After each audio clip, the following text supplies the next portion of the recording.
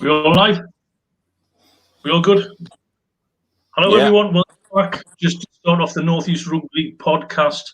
I've been allowed to open my mouth first and foremost instead of Jordan jumping in.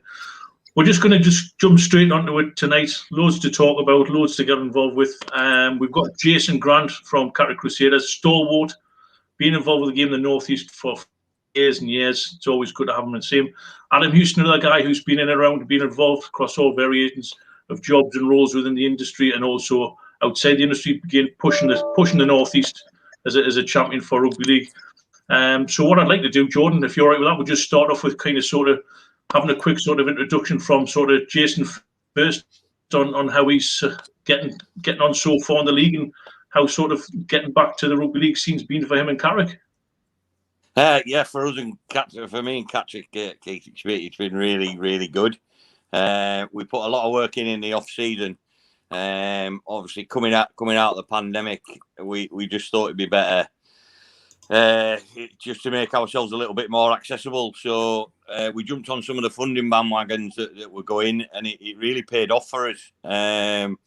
So we were able to offer this season as free, and that's really massively increased our numbers. So yeah, we're bouncing off the back of that.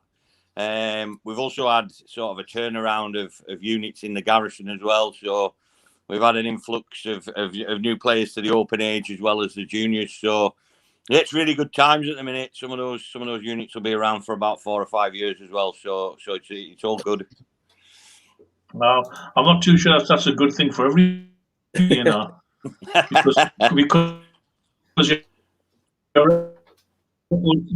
your record so far is pretty impressive. What's your current sort of is? You've had quite a few wins. I kind of put a few points on people at the minute. Yeah, we're doing all right. We're putting a few on, but I've got to admit, if you have a look at those last 2 draws, we're conceding a few as well. So we're far from the finished product. We've got a lot of learning to do. We've got, I think respect for the football is just a bit lacking sometimes. One for the defence coach. Brilliant. I mean, what's this kind of sort of feel around the camp? Not the campers in the sort of current location, but is the campers in the Catterick Crusaders camp? He's obviously in a good place at the minute. Good vibes, good energy. Nice and positive. Yeah, it's all going that way. I can't thank the volunteers that we've got. Behind the scenes, it's all right coming out with these wacky ideas to make it, a free season for everybody. But if nobody's pushing that with you, it can get quite embarrassing. So, those people behind the scenes that help drive it and get people to raise money is absolutely fantastic.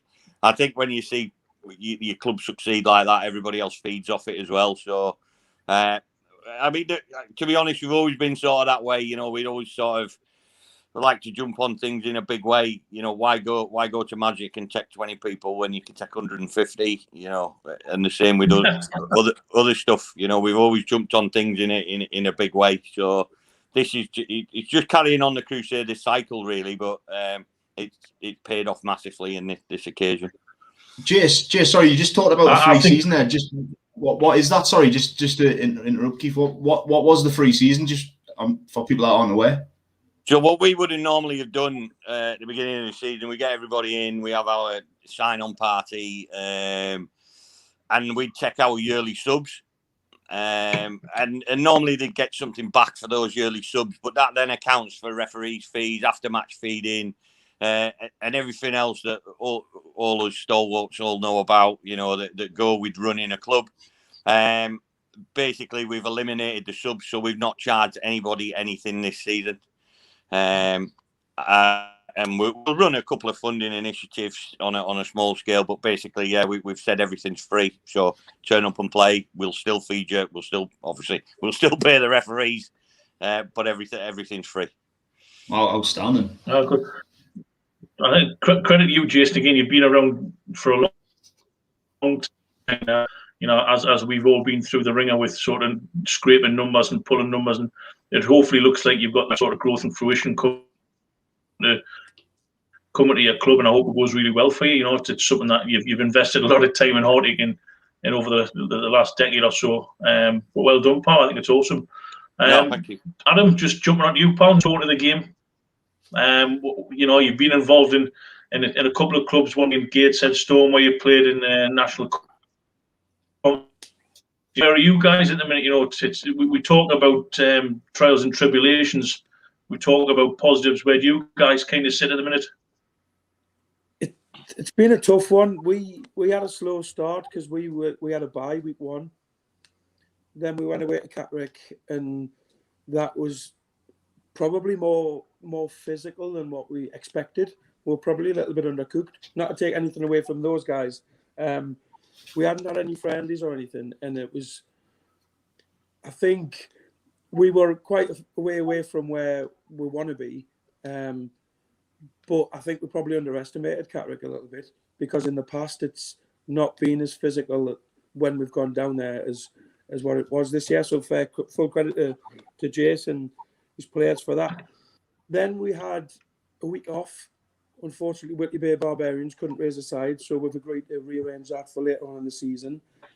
And then we played Durham Tigers this week. So it would be in a better position right now if we'd had a little bit of continuity, but it's been stop-start, which is difficult to generate any momentum. I mean, obviously you guys all coach, you know what it's like when you can start to get a little bit of momentum going at the games. And then we've got unavailabilities and injuries, which everybody faces. But when you haven't really got started yet, I don't know where we are compared to where we want to be, if I'm perfectly honest. And Jarrow of old, who've always you've had a strong group of lads come through. They've always been at the club. They've been there for a long time, very committed. George is a character. Has got he gets loyalty from lads. He gets buy-in from lads as a club. George, John, yourself being there, Stewie Robson, all great guys who kind of fought and developed the club. Sometimes, in my opinion, and it's kind of what we're doing with Wallsend to a degree, and we've done in the past. You have to have that kind of reset button. So for me, I mean, where would you like to be? I mean, what's realistic? Obviously, we got the grand final in 2019, and we finished runners up to Edinburgh. I think I probably couldn't begrudge Edinburgh the victory, because in the games that we played, it was. We beat them twice in the regular season. They beat us in the grand final on Golden Point. So we're really keen that we need to go one better this year, which naturally is our ambition, is to win the competition, as is everybody. I don't care who you are. Nobody plays just to make numbers up. Nobody plays just for the participation element. But going back to it, we are quite a new side. We've still got the old, I'm not really allowed to say it. Sorry, we've still got the veterans of the squad, the likes of Phil Wall and Greg Newlands, who've been at Jarrow since year dot.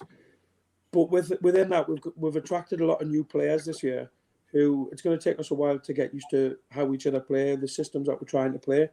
It is good to see some of the previous juniors of the club. James McGurk, for example, he's gone off. He's played some academy rugby. He's played reserves at Bradford. He's gone out and tried his hand in France. And he's come back and he's returning back to the club. And I think essentially, and George probably would agree with this, that's the aim. you know, the junior setup that we used to have, it bore fruit and people moved on. But the idea is that they'll come back. We're actually launching our junior section again on a week on Friday. Good. So it's the 11th of June. We're launching the new under-10s in partnership with Dunn Street Primary School. We've had interest from rugby union teams in the area. They've got some players. Stu Robson, for example, his son plays at Westoe, and that's his age group. But we're keen to tie in with the primary school, and you know, we're not going to try and launch a full junior set straight away. We've got to start somewhere, and I think under-10s is the right age group to do that. They'll develop a little bit of confidence, then we'll start entering the festivals, and you know, it's going to be a long time before any of them are ready to play open age. I don't think Greg will is going on by that point. But Greg probably. It's good, you know. It's a plan. It's good planning, sort of, you know, that has to have succession in it. Do you know what I mean? But in terms of sort of on the pitch this season, what do you think? You know, what do you think the game's going to be like coming up this weekend? You've got Hartlepool Hurricanes. Hartlepool, big physical team. Yeah, we're expecting it to be a physical test. I'm hoping that. So in 2019, they were the only team we lost against in the regular season. So we can't get too caught up on that, but we probably feel like we owe them one. I think what they bring with regards to physicality and energy, we probably would, I would hope, would be a little bit more streetwise within the game of rugby league. But that being said, that means nothing unless you're willing to front up. So we are expecting it to be tough. We are expecting it to be physical. And I dare say for a neutral, it'll probably be a great game to watch. Good, man. Fellas, just on that, I think we've seen it across the board this year. I think there's been a fair few surprises. I think, you know, when you look at Jason with two sort of draws week to week, I mean, that's rare. You see a draw in a season, and you get two back to back. But you know, you've had a Hartlepool who no doubt improved from last year. You know, Tigers always give a tough, you know, always stick in, always give a tough game. And Demons this year, you know, undefeated. So straight away, there's surprises popping up. And look, you know, just kind of looking at the results from last week, which just be scrolling on the screen. I'll just let them scroll on the screen. Looking ahead, sorry, the fixtures, we've got again, you know, Catterick hosting Wallsend Eagles. That should be a belter of a game. Hartlepool hosting Jarrow, Tigers hosting Cramden Rockets, and the Falcons again hosting Whitley Bay. So tons of exciting fixtures. It was just coming to you, kind of what is your thoughts on that Wallsend game? What are you expecting from the Eagles to bring to Catterick? As per usual, that physicality. I think if we let them get on the front foot, we're going to be really in trouble. You know, Wallsend teams of the past really good at getting in behind defences, getting in behind the play the ball area, and then you know they then continue that roll on and can give teams lots of trouble. I think closest we've ever been was 2019 semi-final in the cup where they just pipped us at the post away. And we weren't too far away in the regular league fixtures. So I think we've just got to try and grind it out. Where we fell down in 2019 really was just letting them get heads up and get in front, and we couldn't pull it back. So, you know, we'll roll with the punches. We'll see how it goes. But I think, you know, we know they're going to bring a physical side, and we're just going to have to try and match it.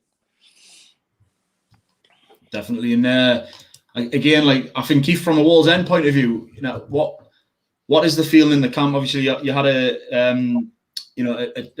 was a hard game at Cramden a couple of weeks ago. You know, Rockets coming out on top, but you know, to be honest, it could have went anywhere. That the game, it was real physical. I thought the quality was really high from both sides. What are you expecting from Catterick? You know, and what's the kind of morale, I suppose, like in the camp leading up to the game? I think personally, there's a couple of bruised egos after the Catterick game, the Crampton game, which is good in my opinion. You know, good close game. It wasn't until about 10 minutes to go.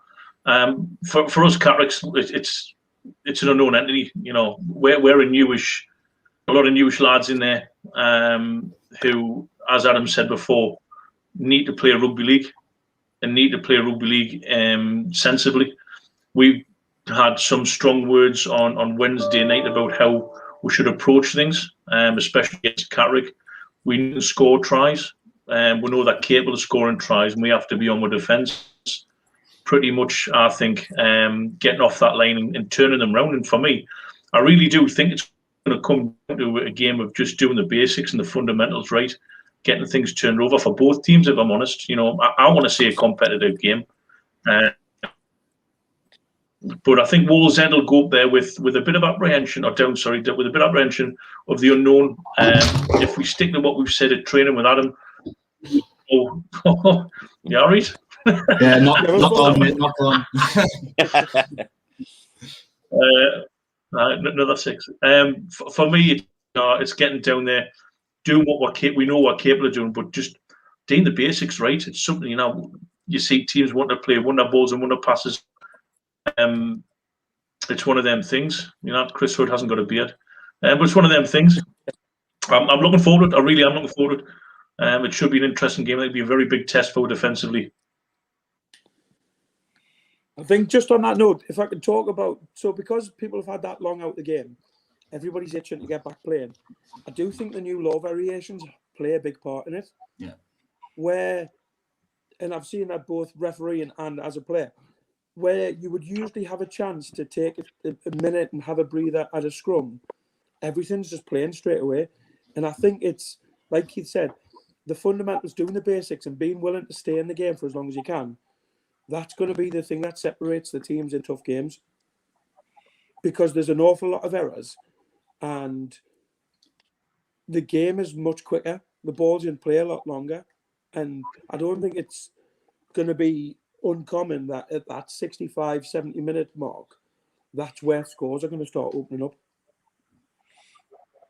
Just purely down to teams that control the football the best. Definitely. Totally agree with you. Oh yeah. Fellas, just quickly, just touching on the we've talked about the league games there, but you know there is the cup that'll start next week. So you know we've got the prelim round, and again, like Yarn Wolves played their first game of their open age camp. They played their first ever open age game against Crampton Rocket's second team on Wednesday. I was down at the fixture and they had a handy team and it was pleasing to see a lot of 16s from previous years now up playing open age. So Yarn Wolves against Durham Demons, Durham Tigers versus Whitley Bay, and then Hartlepool Derby against the Falcons. Were you part of the fixture, Jordan? Because I heard you're at Greg English these days, aren't you? We're struggling for players, so I had a spell on the wing and got buckled off one player straight away. So I was like hobbled off. More like Greg's pasty. Yeah, I think there was a question about Adam playing Masters this year, but I think I actually do qualify at the end of this year, so we'll see. Yeah, but that's the prelim round, and then the actual round one starts the week after that, and the fixtures again. I'll just put them on the screen so everyone can see that. But a little repeat there for Adam. See if you can get your own back on Catterick there with a trip down. So again, you know the games are coming thick and fast, and it's just pleasing seeing everyone back out in the field again. Everyone's socialising after the match and and having a pint together. It's what the game's all about. So long may that continue.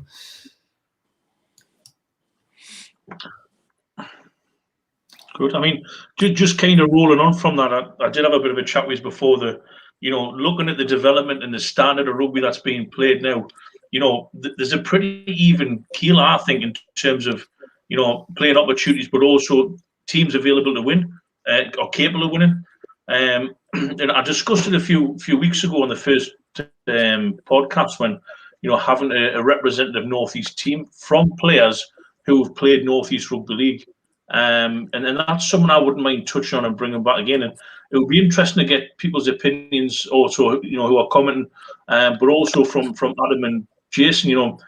the concept would be is to get an open training session or an open trial, and have a professional opportunity for guys who play at an amateur level in the North East Rugby to go away in a professional circumstances, with travel, with accommodation, with food, with kit, and represent the North East team, putting value back into our game, and letting them players go back to their clubs with a very positive experience.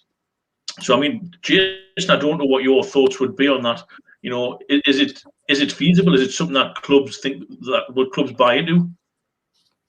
I think anything presented in the right way, Keith, is worth buying. Will get the buy-in. You've got to, and you've touched on some great things there. If the lads are getting kit, if the transport's sorted, if they've got some accommodation, if they're just made to feel that, that this is a next step up, this is another level, rather than it's just a bolt-on game in a different jersey. It's just an additional game to the season. You'll get that buy-in. Players will want to be part of that. If it's advertised well and all the rest of it, most definitely. And I think it's something that's been lacking for a couple of years, and it definitely needs bringing back. Players, they'll find their bit of what they want to achieve in the season. I'm sure players, sort of mid-range players, will have their own personal goals they want to hit. But maybe those players that we've got at the top of the bracket don't have that. They'll set their own personal goals, but they've got nowhere to go after that. So if we can provide that for them, again, it's only those players will then pull the standards upwards as well, because they'll get a taste of it. They'll spread the message downwards. Those people below them will want to try and get to that level and represent the North East. So it's only a good thing. It definitely needs bringing back. I mean, Adam. Again, we spoke offline about it recently. From a club point of view, my idea is that we put the value back in the player, to put the value back into the club as well, to put it in the experience they've had. So, do you think it's something that a Jarrow team or a Jarrow player would be interested in? I do. I think going back a few years, we used to have the regional championships, which would serve as selection for England Lionhearts, and that was a representative level for the amateur game.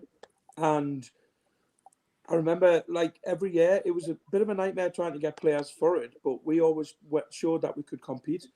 So we've had people from the region who represented the Lionhearts. We had, my brother played, Greg Newlands, Luke Watson, Jimmy Baldwin, a couple of lads who used to play at Northallerton at the time.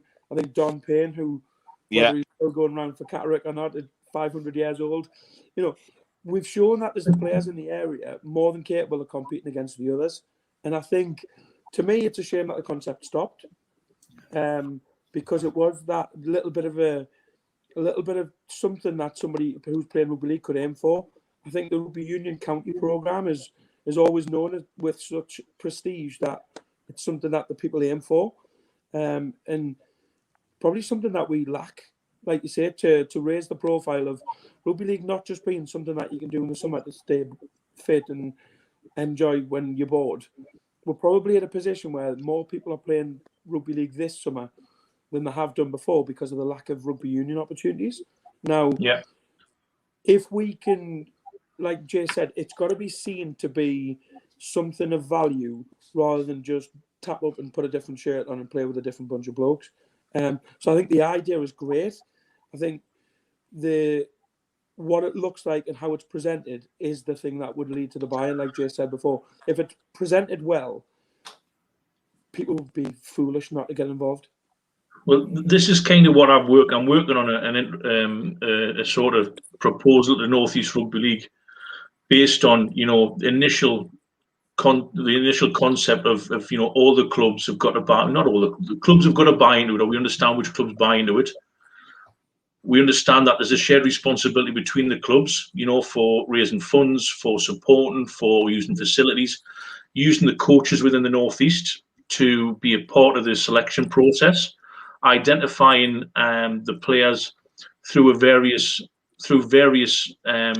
access points. I suppose my personal opinion, and we spoke about yesterday, well, my personal opinion is actually your opinion, Adam, which was where we get a full day trial. If you want to nominate, you register yourself as an applicant, and we organise and plan, whether it's 2 games, 3 games, condition games, understanding what we want to get out of it, have the coaches watch specifics and identify the players we want. We then look at, again, this is just a draft proposal, not being the end product.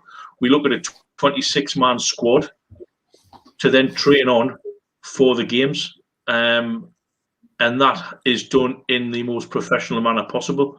It's given with you've got the right equipment, you've got the right coaches, you've got a backroom staff, you've got a kit man, you've got a bit of social media, you've got everything that sits with that, so the guys can turn up. But then having the advantage of saying, right, we're going to have 4 training sessions, but we'll have one in Catterick, we'll have one in Durham, we'll have one in, and this is the commitment side from the players and coaches. We'll have one in North Tyneside, we'll have one in some in Gateshead, whatever it may be, or whatever it looks like. It gives that region-wide engagement opportunity to say to Catterick, to say to Cramlin, to say to Jarrow, how can we best represent ourselves as a club? Right, you've got all the balls ready. I've got a guy who's done all the kit for you. The kit's, everything's marked out. There's water there ready for you. That's simple things you would take for granted, but it's done. Can we lean on more senior coaches in the area to represent? So there's opportunities out there. But for me as a player, having I've done a bit of representative rugby. It's that value. I want to be there, but if we don't have the value, like Jason and Adam, you said, if we don't have the value, we don't have the buy-in, we don't have the commitment, it can't work. I think one of the things that we're quite fortunate about is how we approach it, and not to sort of bash the other code, but often it can be down to politics and which club we represent and which coach is involved. And if we go back to having been involved with the university representatives program, each of the regions, it's about the players that are interested in having a go. So if we restricted, for example, like we spoke yesterday, Keith, if you restricted it to each club only get 4 nominations, some clubs might not fill all 4. Some clubs might have 8 players that are more than capable of playing at that level. But also, it gives, like Jay said, those at the top end of that group to be able to go, you know what, I fancy this. I'll have a go. Like, they've got nothing to lose by turning up to an open access training session. You register your interest, you turn up, and you might play in a team that's not doing very well in the league, so you might never get noticed. You might play for a club that the coach puts you in a different position to how you feel you should play. And having an open access time where everybody's allocated into teams and you've got multiple coaches having a look around, then you get various different views. So, for example, you might see somebody and go, yeah, I thought he was real good when he plays at the line. And I might watch a game and think, well, I thought his kicking game was really good. And it gives extra pairs of eyes around the game that then you can get together and you have an extended training squad. And then you trim it down before you go on the tour or before you play the fixture against whoever it is that you play against. And like you say, it shows a little bit of commitment from the players that if you are willing to travel to Catterick for a training session, it shows that you're actually genuinely interested in doing it. But equally, why shouldn't it be a Catterick? Everything else, they travel up for stuff, so why shouldn't we travel there? This is where the commitment buying comes in, doesn't it? Yeah, absolutely. I think going back to just something Graham says there is that, could it be, we've had the Origin series in the past, they've been relatively successful. Could that prove a bit of a, I'm surprised he hasn't got the trophies in the background there, but longest reigning, most successful north of the time. Could we put that back? Could we actually use that as a bit of a trial game between it and have that north versus south? Patrick's made a good point there. Can we guarantee at least one player from every club? I personally would have reservations against that. I think that dilutes the talent pool, and if it's representative, I don't believe in token gestures. I would prefer it to be the best 26 players. Doesn't matter what club you play for. I think it would be, you'd always get people going, but he only got picked because they needed somebody from Wallsend. I think this is kind of what I wanted. I want debate. I want this. It directly tells me there's a passion, or there's a sort of, well, actually, this is a good idea, which is great. I want it to be a genuine Northeast project. And I think it's good. Straight away, Graham Never coming up with that. You've got Patrick, which is making a point. Andy, process needs to be done by a coach. So it's opinion, it's process, it's who you're playing against. But it is keeping it away from what's that about favoritism. that's not my agenda. If anyone who knows us, I'm so objective with agendas. I will tell you I don't take sides. If I've got an opinion and I don't agree with yours, doesn't mean I don't like you. It just means I've got a different opinion. But what we're looking for here, and it's great that you say that, Andy and Patrick, it's great that we have this forum for you to actually, give us your opinions, because that's what it's about.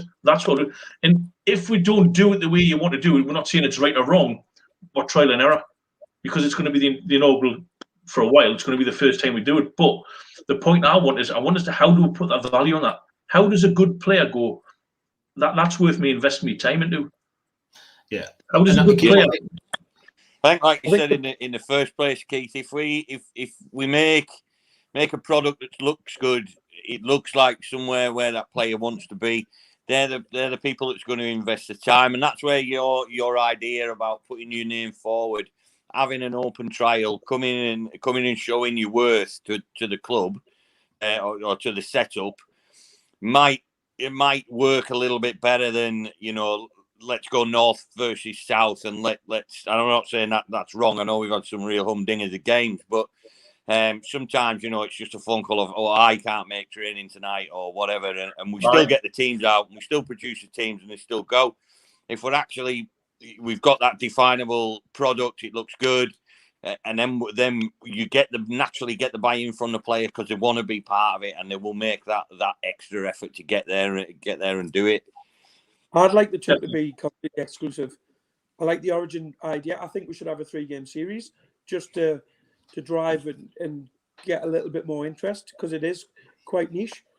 But I do think that the representative stuff should be a separate process. Just going back to what Andy said, the problem with people not involved in Northeast clubs is, unfortunately, most of the passionate people in the Northeast have an affiliation to some club or another. And as long as the process is driven for the right reasons, it's open and transparent, and everybody's getting a fair crack, it shouldn't matter what badge they wear on a weekend. They're representing the Northeast together, and it's getting the people who care enough about it to give up that time to be able to do something to drive the Northeast game forward. We can't start, in my opinion, put unnecessary barriers and hurdles in the way. Yeah, Adam, I think what Patrick says as well about the younger players looking up, I think that's key. I think having something for the junior age groups to say, like, when I get to that age group, that's what I can go and do. Everything at the minute it's all focused on, yes, kids want to get selected for academy, but that's a very small amount of kids. What about the rest?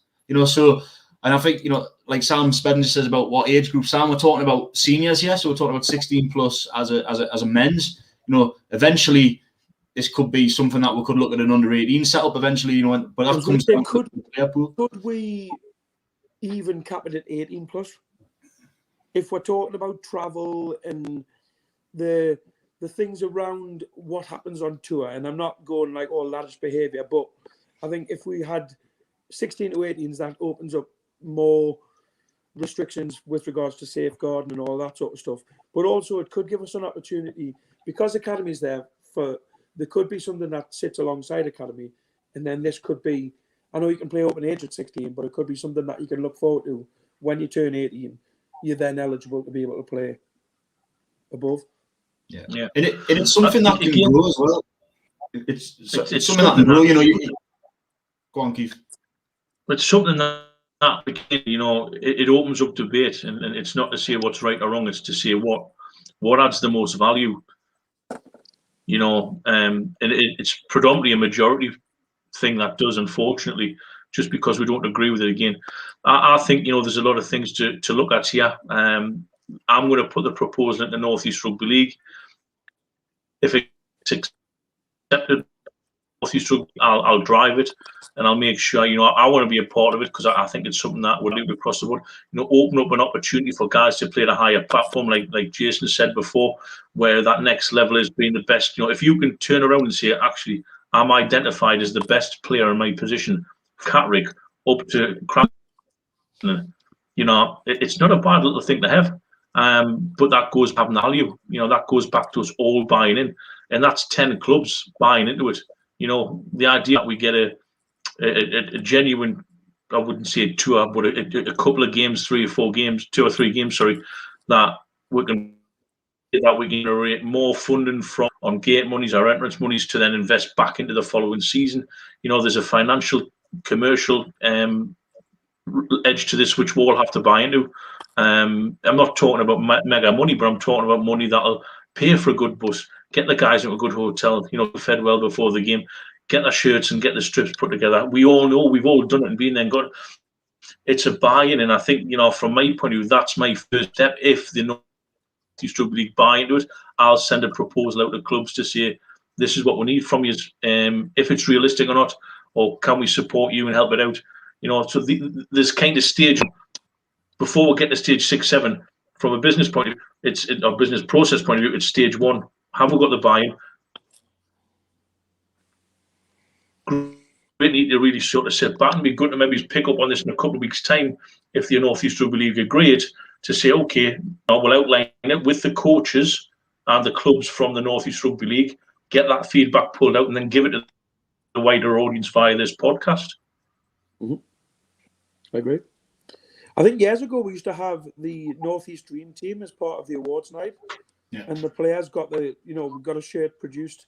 I think it was when Joe Drapier was still regional manager. We had Tsunami sponsored it, and they produced the kit. And I mean, somehow I got picked in 2011, I think it was, and I've still got the shirt. And that's something, like, it's an achievement, like you say. It's still not fit in your position. Of course, it doesn't fit. It was a 6 shirt that ain't going to be fitting me. It's good. I think it's, like I say, drive. It's good getting the conversation, but there's a reality of actually, you know, put it out there, see what comes back, and hopefully we'll have some response which is positive. Ethan, you want dial-up internet because you keep breaking up? We've not got Wi-Fi in Wild's End. What, mate? Somebody on the phone. Well, fellas, I think that'll be pretty much it for tonight. Just kind of finally to say, you know, good luck to all the teams across the North East that are playing this weekend, Open Age and the juniors. Some cracking games. If you can, restrictions allow it now, so try and get down to support your local team. Show a bit of support and watch some local rugby league. Thanks, Adam. Thanks, Keith. Thanks, Jace, for your time. Really appreciate it, and take it easy. No bother at all. See you later. Hope the Jarrow.